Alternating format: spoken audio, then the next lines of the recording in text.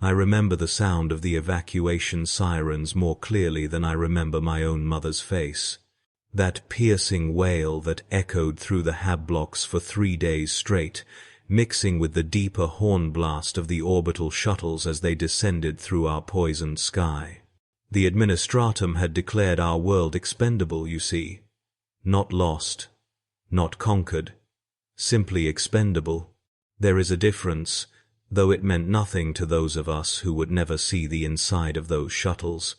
The difference exists only in ledgers and reports filed 1,000 light-years away, stamped and sealed and filed in archives that will outlast whatever happens here. The difference is a line item in a budget, a calculation of resources versus return, a cold mathematical equation that determines which worlds live and which worlds are allowed to die. Our world had been weighed in the balance of the Imperium's needs and found wanting. They came for the tithe-worthy first, of course.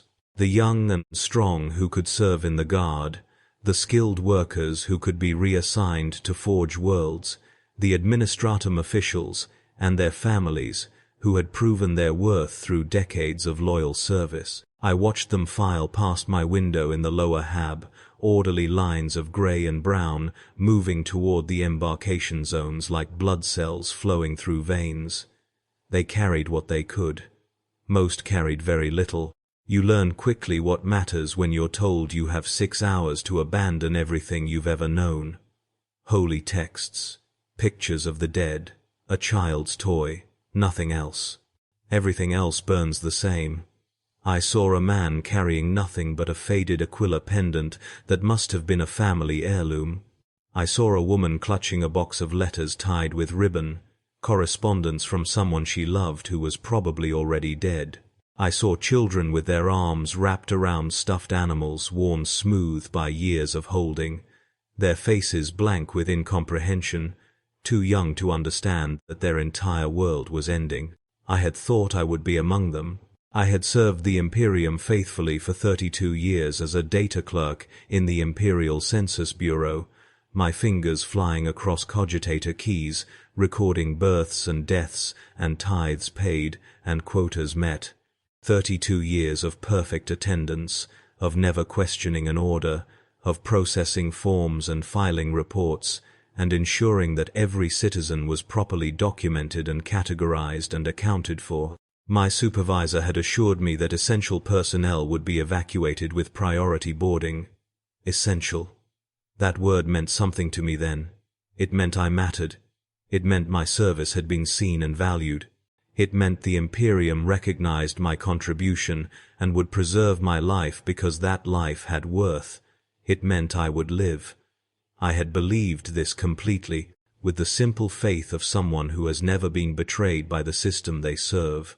But when I presented myself at the embarkation checkpoint with my identification papers and my priority evacuation chit, the arbiter behind the reinforced window barely glanced at my credentials. His mechadendrite whirred as it stamped my papers with a red mark I couldn't quite read. "Vessel capacity reached," he said, his voice flat and mechanical through his Vox grill. "Report to secondary holding for next available transport." The next available transport. I clung to those words like a drowning man clings to driftwood. There would be another shuttle.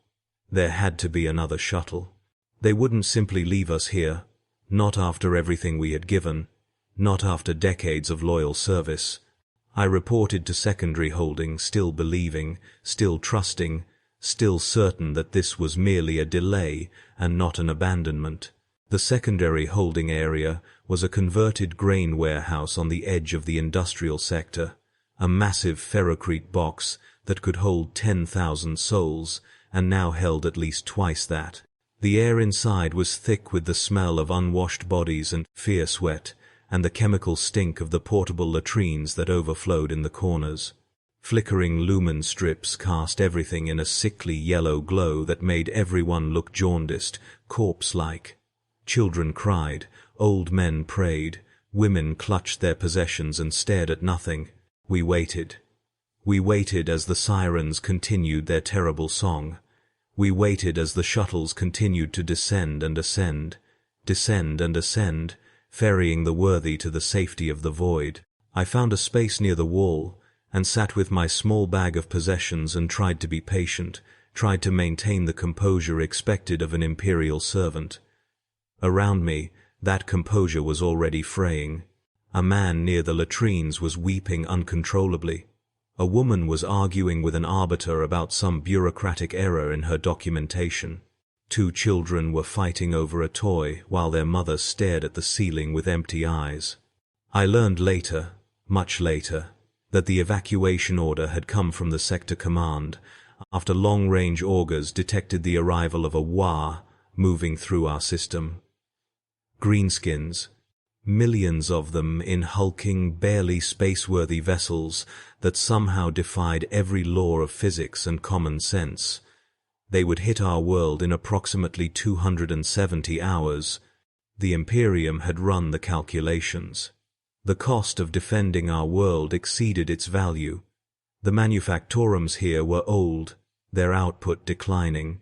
The population was aging, birth rates falling below replacement levels.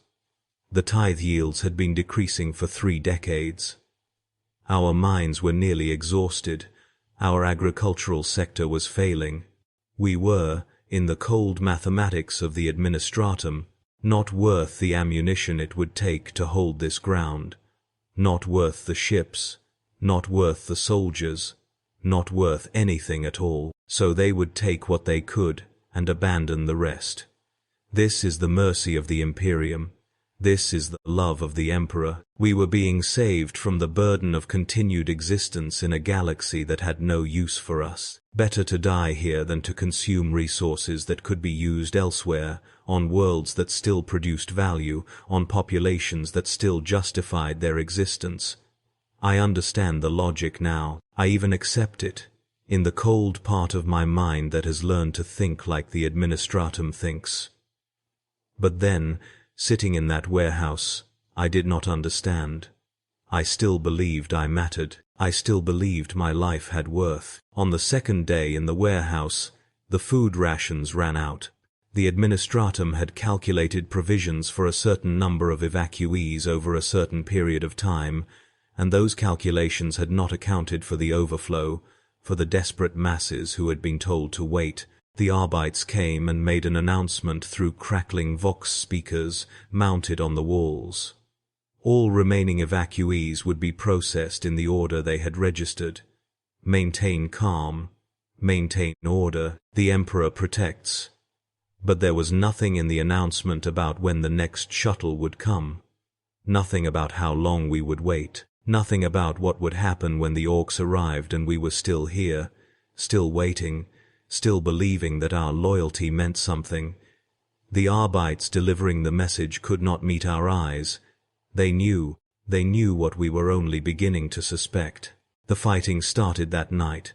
Small scuffles at first, arguments over space or water or nothing at all. Just the pressure of too many people in too small a space with too little hope. I watched a man beat another man to death over a bottle of recycled water. The attacker's face was blank, emotionless, as he pounded his victim's head against the ferrocrete floor again and again and again. I watched Arbites drag the killer away, while the victim's blood spread across the floor, in a pool that no one would clean. I watched people step over that pool for days, stepping carefully, trying not to slip, until the blood dried to a dark stain and someone's child drew pictures in it with their finger. Simple shapes. A circle, a square, a stick figure that might have been a person or might have been anything at all. The child's mother did not stop them. No one stopped them. We had bigger concerns than propriety. I tried to leave on the 3rd day. The warehouse doors were locked from the outside, but I found a service entrance, a small maintenance hatch that led to a ventilation tunnel. I crawled through dust and rat droppings, and the desiccated corpses of things that had died in the dark. The tunnel was barely wide enough for my shoulders. I could feel the weight of the building above me, pressing down, and I had to fight the panic that threatened to close my throat. I crawled until I emerged into a secondary waste reclamation station, and from there onto the streets of the industrial sector. The streets were empty.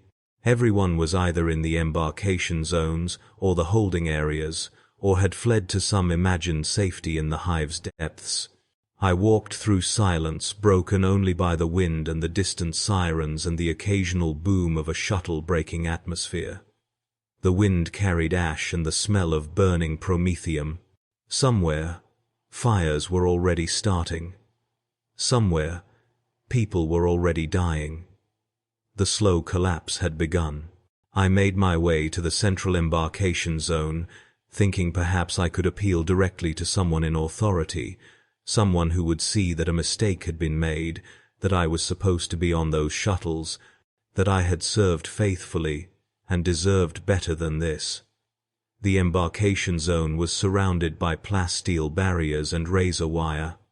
Arbites in full combat gear stood at the checkpoints, shotguns held ready.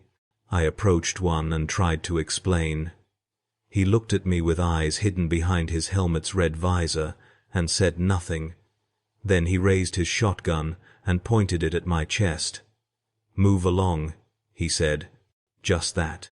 Move along. As if I were nothing, as if 3 decades of service meant nothing, as if the Emperor's love extended only as far as the barrel of his gun. I wanted to argue. I wanted to show him my papers, my service record, my commendations, but the shotgun was steady and his finger was on the trigger, and I understood that if I pushed, he would kill me without hesitation and feel nothing about it. To him, I was already dead. I was already a casualty. Shooting me would just be updating the paperwork. I moved along. What else could I do? I walked through the empty streets as the sky above turned from grey to dark grey to black. The first stars appeared, though most of them were not stars at all but the glinting hulls of ships in high orbit, the evacuation fleet. I could see them up there, bright and clean and safe, and I knew I would never stand on their decks. I knew, though I did not want to know, that I had been left behind, not by accident, not by mistake, by design. The administratum had calculated that there was insufficient transport capacity for all personnel. The administratum had run the numbers and found me wanting. The administratum had decided that I would die here, and that decision had been made weeks ago, maybe months ago, in some office light years away by someone who had never met me and never would. My death was a line item in a budget. My death was acceptable losses. My death meant nothing at all. I returned to my hab that night. I don't know why. Perhaps because it was the only place left that felt like mine, even though the Imperium owned it, had always owned it, would reclaim it after I was gone. The power was still on, which surprised me. The door lock still recognized my biometric signature. Inside, everything was as I had left it 3 days ago, when I'd rushed out with my small bag of essentials. My cot, my shelf of devotional texts, my single chair, my cogitator terminal, my window that looked out onto the hab block central ventilation shaft. I sat in the chair and stared at the wall. I thought about praying, but I did not know what to pray for. Rescue? There would be no rescue. Mercy, the Imperium's mercy, was leaving me here to die. Forgiveness? I had done nothing that needed forgiving except fail to be important enough to save, except fail to be worth the cost of a shuttle seat, except fail to produce enough value to justify my continued existence. The hab block was not empty. I could hear others moving in the units around mine, others who had also been left behind, or who had chosen not to evacuate, or who had simply been forgotten in the chaos. We did not speak to each other. We were strangers, united only by our abandonment. Sometimes I heard crying through the thin walls. Sometimes I heard praying. Sometimes I heard the sharp crack of a lasgun, as someone chose their own ending, rather than waiting for the Orks. Each time I heard that sound, I wondered if I should do the same. It would be quick, it would be clean, it would be on my own terms. But I did not do it. Not yet. Some stubborn part of me still wanted to live, even though I could not articulate why. The water stopped running on the 5th day. The power followed on the 6th. The city was shutting down, systems failing one by one as the tech priests and servitors who maintained them were evacuated or fled. I sat in my dark hab and listened to the building groan and settle. Without the constant hum of recyclers and generators and ventilation systems, I could hear the structure's bones, the way it creaked and shifted like a living thing. Or a dying thing. The city was dying around me, and I was dying with it. The air grew stale and thin. The temperature dropped. Condensation formed on the walls and dripped onto the floor in a rhythm that marked the passage of time. Drip, drip, drip. Each drop another second, closer to the end. I ventured out again on the 7th day, driven by thirst. The public water stations were still functioning, fed by deep aquifer pumps that would run until the Orks destroyed them. I filled every container I had brought with me, knowing this might be the last time I would have access to clean water. Others had the same idea. We formed a silent queue, not looking at each other, each of us pretending we were alone in our abandonment. An old woman in front of me dropped her container, and water spilled across the permacrete. She stared at it for a long moment, watching her life drain away in liters and milliliters, then simply walked away, leaving the container where it lay. I picked it up. I filled it. I carried both containers back to my hab, water sloshing against the sides, my arms aching with the weight. On the way back, I saw 3 bodies in the street. They had not been there that morning. No one had bothered to move them. No one would. We were beyond such niceties now. The nights were the worst. Without power, the hab block grew cold, the temperature dropping as the heating systems failed, and the planet's natural chill crept in through every crack and seam. I wrapped myself in every piece of clothing I owned and still shivered. I could see my breath misting in the darkness. I thought about burning my furniture for warmth, but I had nothing to light a fire with and nowhere to safely contain it. So I shivered and waited for dawn, and tried not to think about the fact that each dawn brought me closer to the day the Orks would arrive. I tried not to think about what the Orks would do when they found me. I had heard stories. Everyone had heard stories. The greenskins did not kill quickly or cleanly. They enjoyed suffering. They took their time. Death would come as a mercy after hours or days of agony. I began counting time by the shuttles. Every few hours, I would hear the distant thunder of engines as another transport descended or ascended. I would go to my window and watch the bright dots moving against the sky, and I would count them. 1, 2, 3, 12, 20. The numbers meant nothing except that they marked the passage of time and the continued evacuation of those deemed worthy. After a while, the shuttles came less frequently, then rarely, then not at all. The sky fell silent except for the wind. The evacuation was complete. The fleet was departing. We had been left behind in truth now, not in accident or bureaucratic error, but in final abandonment. This was our world now, this dying city, this failing hive, and we would inhabit it until we died or something worse happened. The Imperium had washed its hands of us. We were no longer its concern. We had ceased to exist in any meaningful sense. The gangs formed quickly. When the Arbites evacuated, when the administratum officials fled, when every symbol of imperial authority lifted into the sky and vanished, the social order that had kept us civilized collapsed like a house of cards. Men who had been law-abiding citizens became predators. Women who had raised children became desperate creatures capable of anything. Survival became the only law, and mercy became a weakness that would get you killed. I heard the gangs moving through the hab blocks at night, breaking down doors, taking what they wanted, hurting who they wanted. I heard the screams. I pushed my cot against my door and sat behind it with a piece of broken pipe I had found in the hallway, and I waited for them to come for me. They never did. Perhaps my hab was too high up. Perhaps they found easier targets. Perhaps the Emperor protected me after all, though that protection felt more like neglect than grace, more like being overlooked than being saved. Food became the currency of the new order. I had none. My cupboards had been bare when the evacuation began, and I had not thought to stockpile before leaving for the embarkation zone. Why would I? I was supposed to be on those shuttles. I was supposed to be safe. Now I was hungry, and hunger is a strange and terrible thing. It starts as a discomfort, an emptiness you can ignore. Then it becomes a presence, a gnawing beast in your belly that demands to be fed.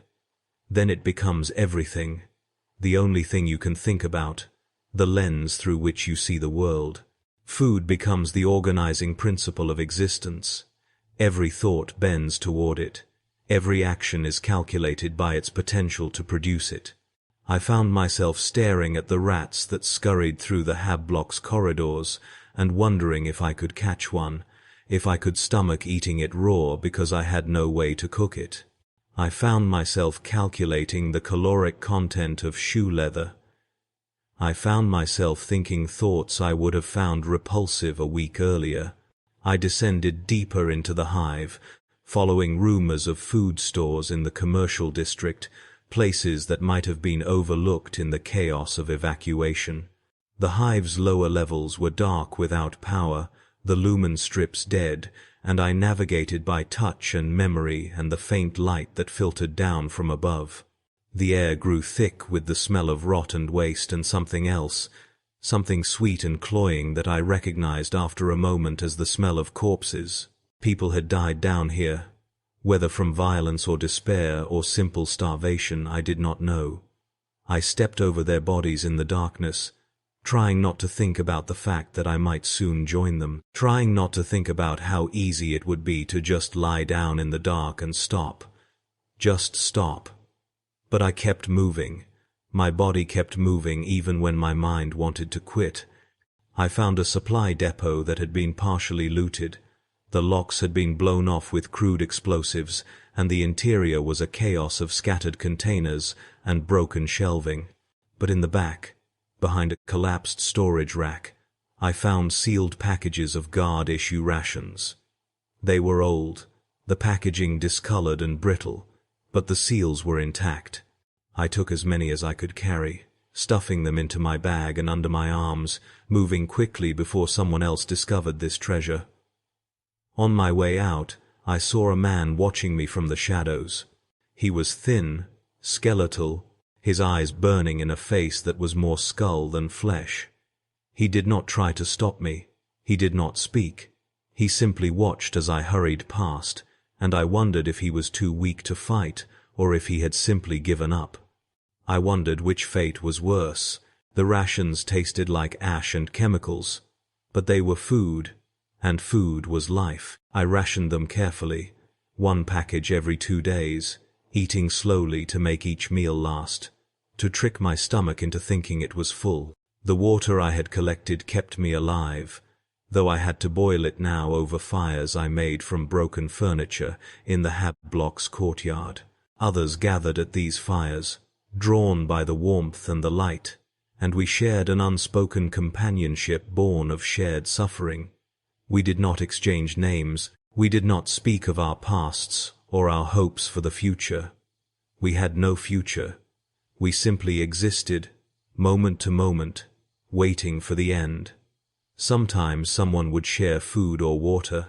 Sometimes someone would tell a story from before, from when things were normal. But mostly we sat in silence and stared at the flames and thought about nothing at all. The Vox network came back online on the 20th day.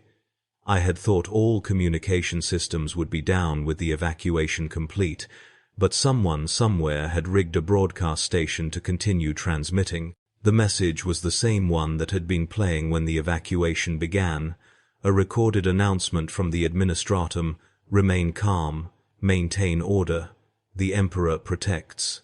Evacuation is proceeding according to schedule. Your patience and faith will be rewarded." The words were meaningless now, a ghost transmission from a time when we still believed rescue was possible. But I listened to it anyway.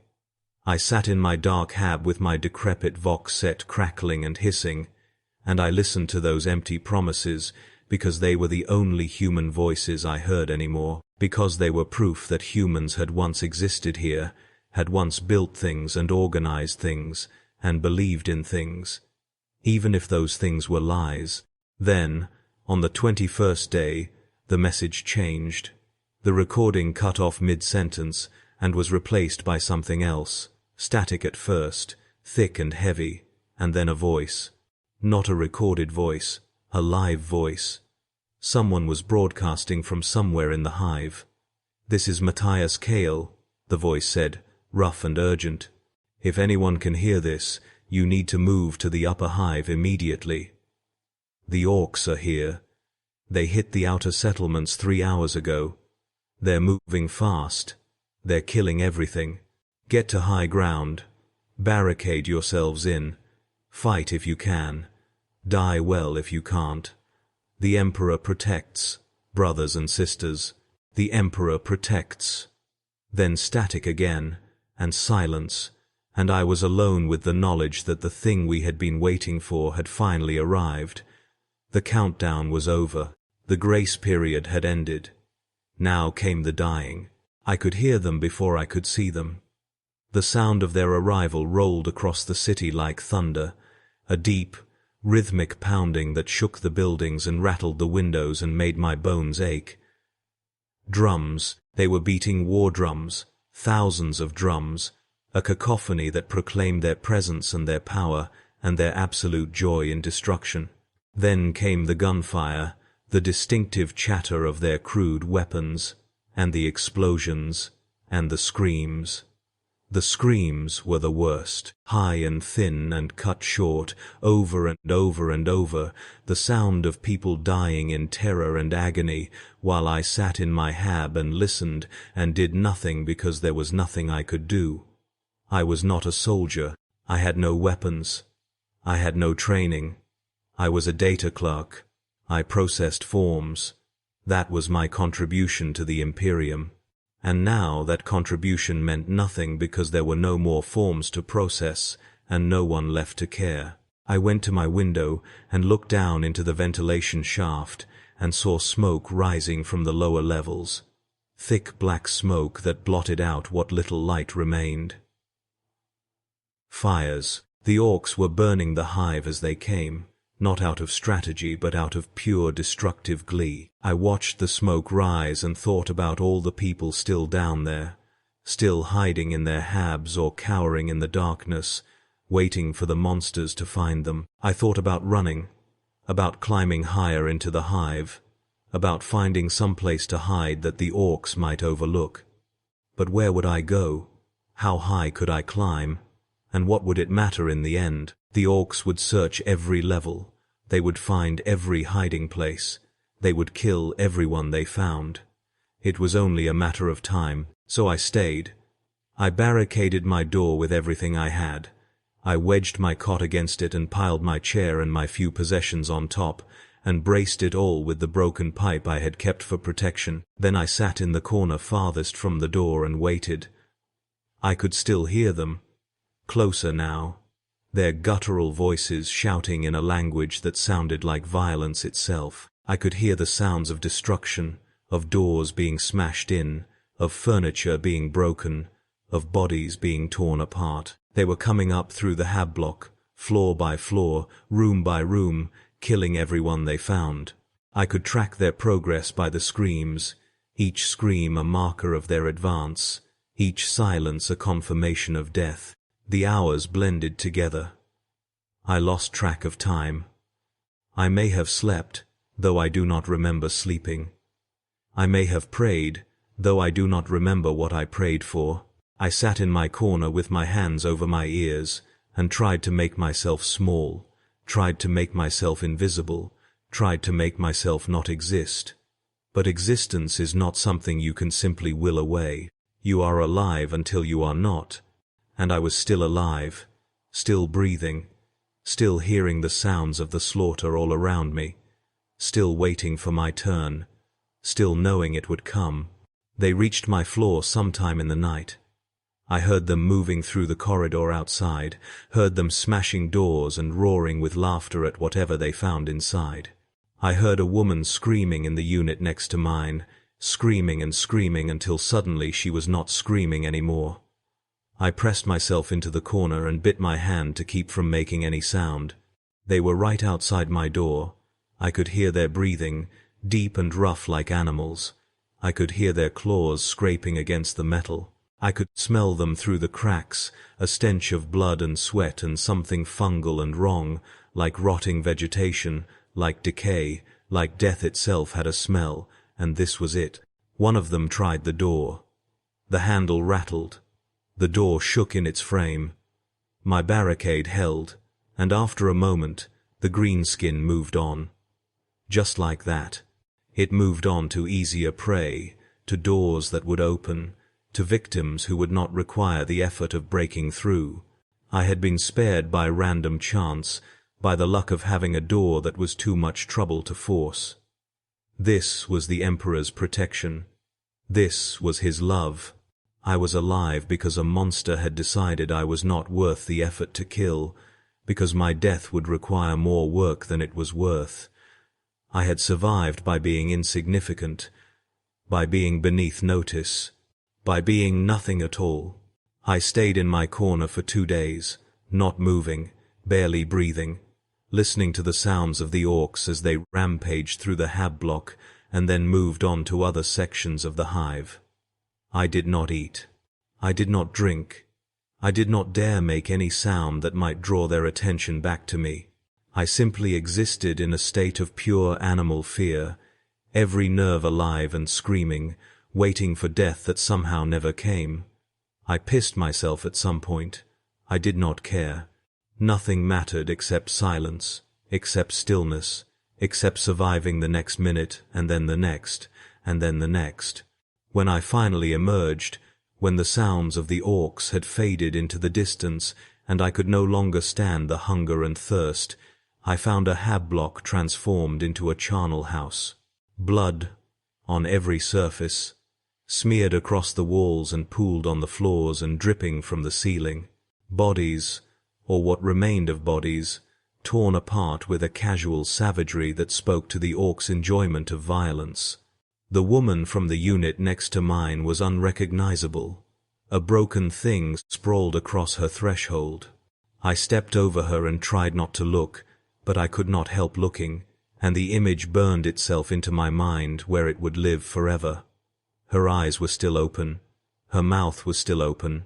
She had died screaming. The city was dying.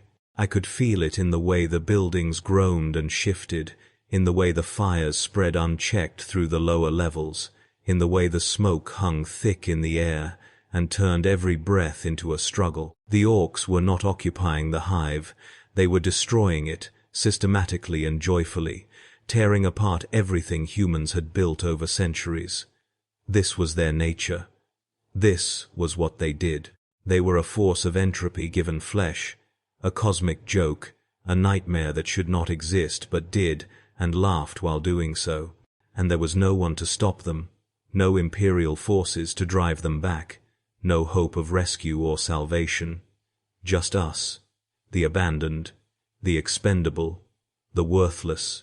I wandered through the ruins for days, scavenging what I could, drinking from broken water pipes, eating whatever I found that seemed even remotely edible. I was not alone. There were others.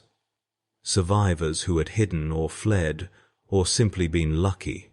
We moved through the wreckage like ghosts, avoiding each other, avoiding the Orks, avoiding everything except the base need to survive one more hour, one more day. We did not help each other. We could not afford to. Compassion was a luxury for people who had hope, and we had none. We had only survival. That most primitive instinct, that biological imperative that keeps organisms moving forward even when forward leads nowhere good. I saw what the Orks did to those they captured, I saw the cages they built from scrap metal and bone, cages filled with humans they kept as toys or food or entertainment. I saw the fighting pits they dug in the city squares, where they made prisoners fight each other while the greenskins cheered and placed bets. I saw the crucifixions, humans nailed to improvised crosses made from hab block supports, left to die slowly while the orcs howled with laughter. This was their idea of joy. This was their culture, and there was no one to stop them, no righteous fury of the Imperium to punish their wickedness, no justice to balance the scales. Just suffering, endless and meaningless, because suffering amused the orcs and nothing else mattered. I thought about suicide. I thought about it often in those days, standing at the edge of some great height, or holding a piece of broken glass to my wrist, or considering the various ways I could simply end the nightmare. But I did not do it. Not out of courage or faith or hope, but out of simple biological stubbornness. My body wanted to live even when my mind did not. My body kept breathing and eating and drinking and running from danger, even as my mind screamed that it was pointless, that we were all dead already, that survival was just a postponement of the inevitable. There was no logic to it, no reason, just the blind insistence of flesh that it continue existing. The orcs eventually moved on, not because they had finished with the hive, but because they grew bored with it. They were nomads, wanderers, following their war boss to the next fight, the next world, the next chance for violence. They left behind a city in ruins, fires still burning, corpses rotting in the streets, the few survivors emerging from hiding to find themselves lords of ash and bone. We were free, if you could call it that, free to starve, free to die of disease or exposure or despair, free to exist in the ruins of everything we had known.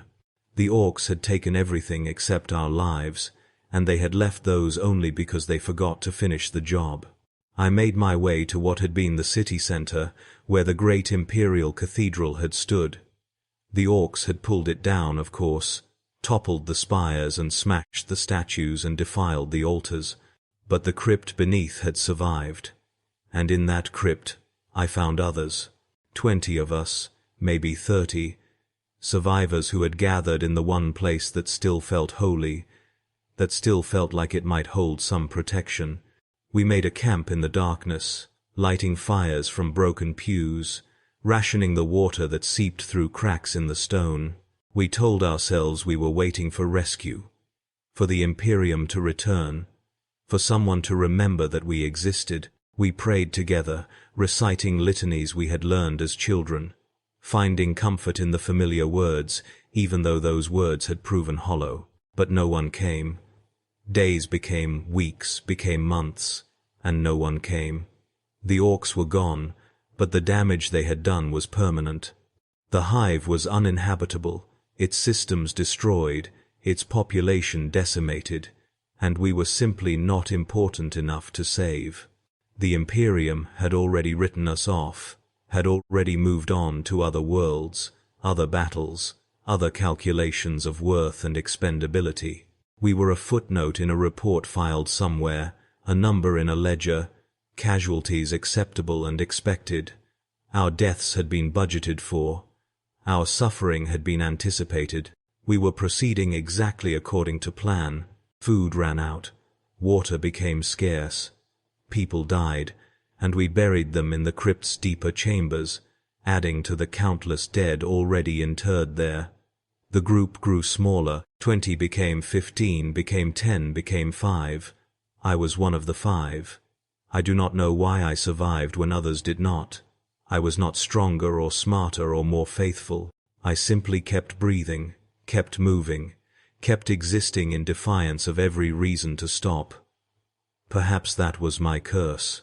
Perhaps I was meant to witness everything, to survive everything, to carry the memory of our abandonment forward into whatever future awaited. We heard the ships before we saw them. A deep thrumming that shook the ground, felt more than heard. The sound of massive engines breaking atmosphere. For one wild moment, I thought it was rescue. I thought the Imperium had returned. I climbed out of the crypt and looked up at the sky and saw them descending through the smoke and clouds. Ships. Huge ships. Not Imperial vessels, but something else. Something darker, all spikes and angles and malevolent geometry.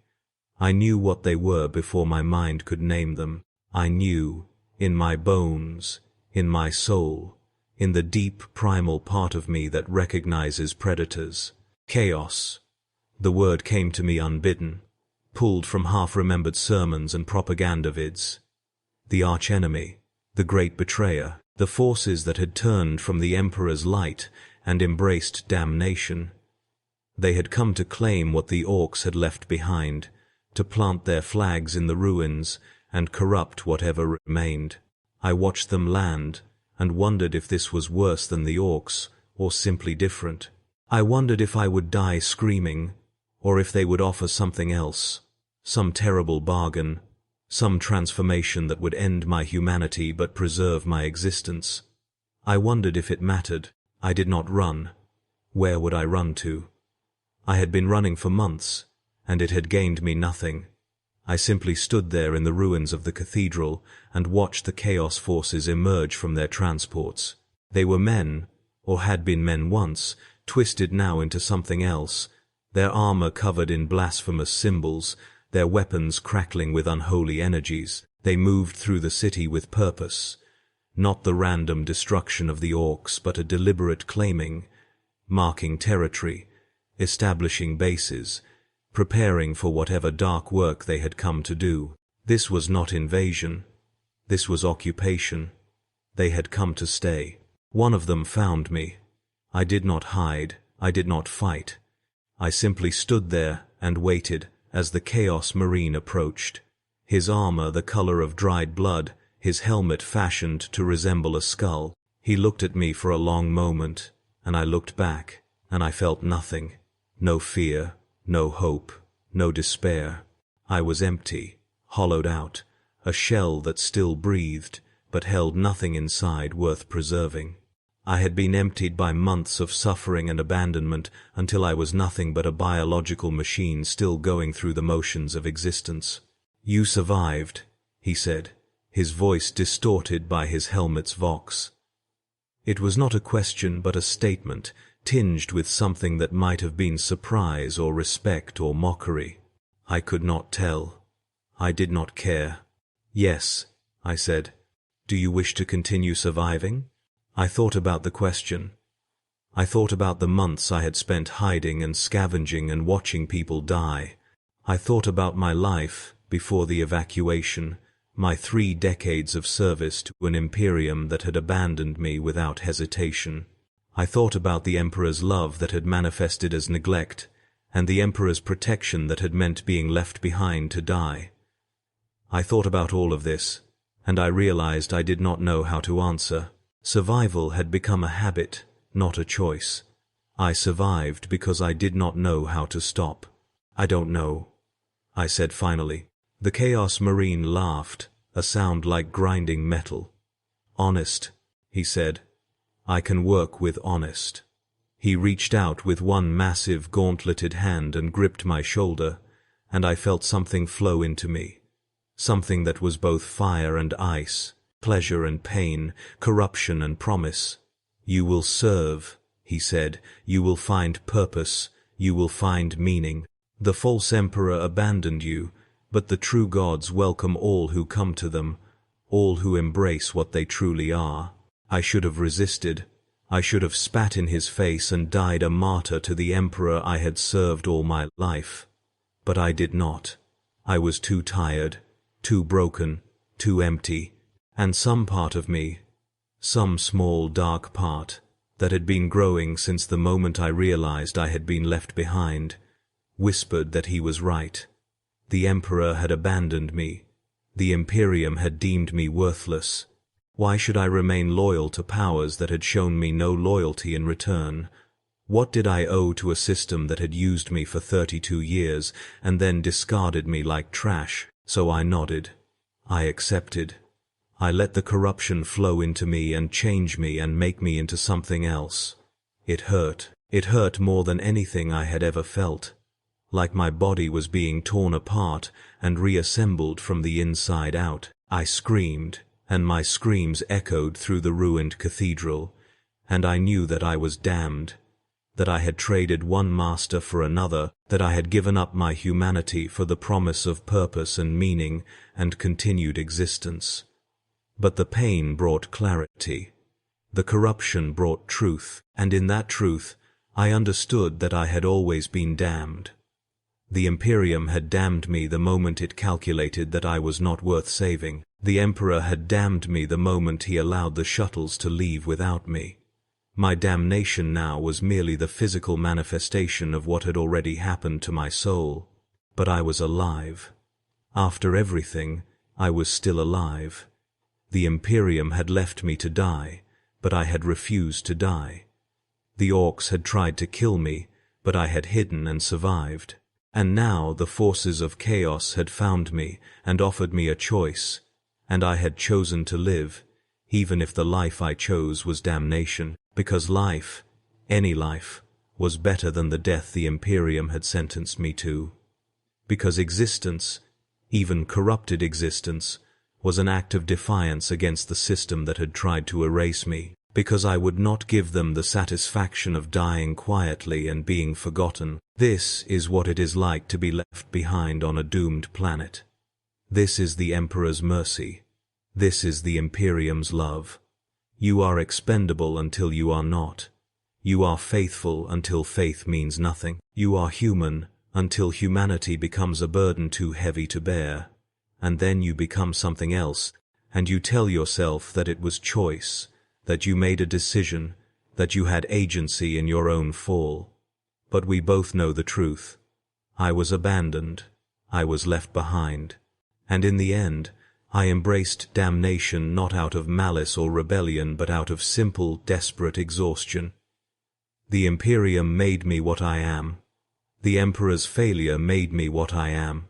And as I stand here in this ruined city wearing armor that once belonged to a loyalist, bearing marks that burn my flesh with holy corruption, I wonder if this is not exactly what was always meant to happen. If the Imperium's cruelty is not designed precisely to create monsters like me. If every world they abandon is not a garden where damnation is carefully cultivated. If the Emperor himself does not look down from his golden throne and smile at the efficiency of it all, at how his abandonment feeds the enemy, at how his rejection creates the very traitors he claims to fight. Perhaps this is the true genius of the Imperium. Perhaps we are not mistakes but products, not failures but inevitable outcomes of a system that grinds souls into dust and harvests whatever grows in the ruins. I serve new masters now. They are no kinder than the old masters, no more merciful, no more concerned with my individual worth. But at least they do not pretend. At least they do not speak of love while demonstrating indifference. At least they are honest in their malice. And perhaps that honesty is itself a kind of mercy, though it is a mercy that tastes like ashes and smells like burning flesh, and feels like the slow corruption of everything I once was. They use me. They consume me. They will discard me when I am no longer useful. But they will never lie to me about it. They will never tell me I matter while proving I do not. This is my confession. This is my testimony. This is what it is like to be left behind on a doomed planet in the 41st millennium. You wait for rescue that never comes. You watch everyone you know die. You survive through luck and stubbornness, and the simple biological imperative to keep breathing. And when something darker than the death you expected offers you a choice, you take it, because damnation is better than oblivion, and service to evil is better than meaningless extinction. Because at least in damnation you matter enough to be corrupted. At least in service to the dark gods you have value, even if that value is measured in suffering and sacrifice and the slow erosion of everything you once believed. The Emperor protects, they told us. The Emperor provides. The Emperor loves his faithful servants. But I was faithful. and I was abandoned. I served, and I was left behind. I believed, and I was betrayed. Not by the ruinous powers, but by the Imperium itself. And that betrayal, that abandonment, that final proof that my life meant nothing to the forces I had devoted it to, that is what broke me. That is what made me into this. That is the real horror of the 41st millennium, not the monsters in the dark, but the indifference of the light, not the enemies of mankind, but mankind's treatment of its own, not the corruption of chaos, but the calculated cruelty of the Imperium that drives souls into chaos's waiting arms. I am still here. I am still alive. I am still breathing in this poisoned air and walking through these ruined streets and serving masters who at least acknowledge my existence. And every day I wake and remember who I was and who I am now, and every day I wonder if there is any meaningful difference between the two. I was a slave to the Imperium. I am a slave to chaos. The collar has changed, but the collar remains. The only difference is that I no longer pretend it is not there. The only difference is that I no longer believe the chains are for my own good, that the suffering has meaning, that the sacrifice serves some greater purpose. I know now that I am nothing, that I have always been nothing, that the Imperium and chaos are simply two different ways of using nothing until it is used up. This is what it is like. This is the truth they do not put in the Imperial primers, or the propaganda vids, or the sermons delivered in cathedrals that tower over worlds. This is the truth they do not want you to know, that the Imperium's love is indistinguishable from its hate, that its protection is indistinguishable from its abandonment, that its mercy is indistinguishable from its cruelty.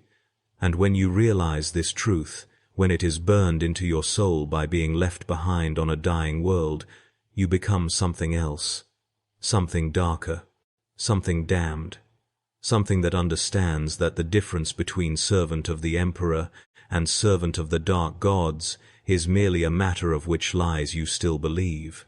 But at least you are still alive to be damned. At least you still exist.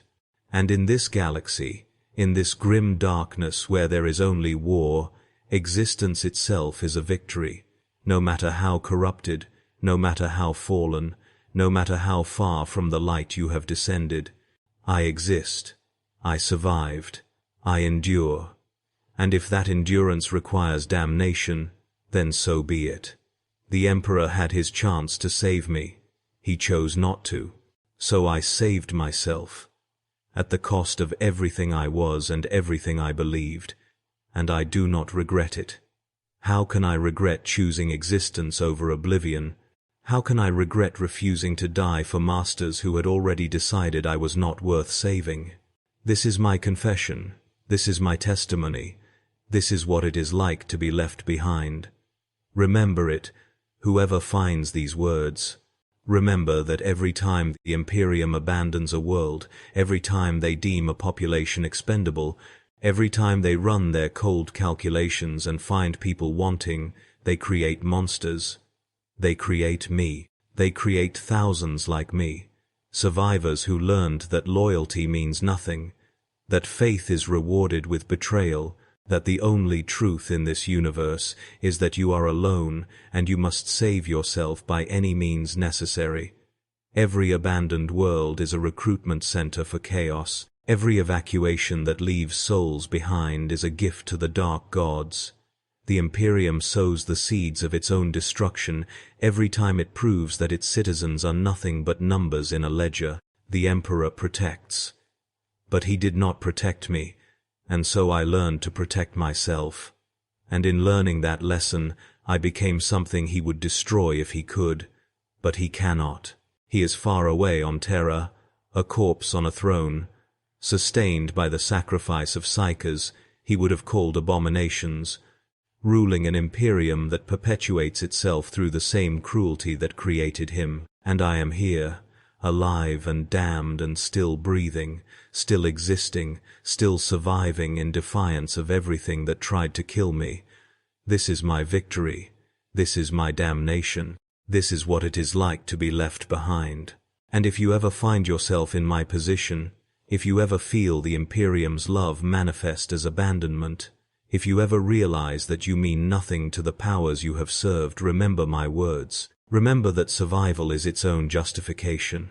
Remember that existence, even corrupted existence, is a rebellion against the forces that would erase you. Remember that the Imperium creates its own enemies, one abandoned soul at a time, and that every monster serving chaos was once someone who believed in the Emperor and learned better.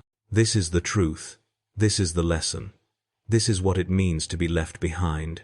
And this is why chaos will never die, because the Imperium will never stop creating us.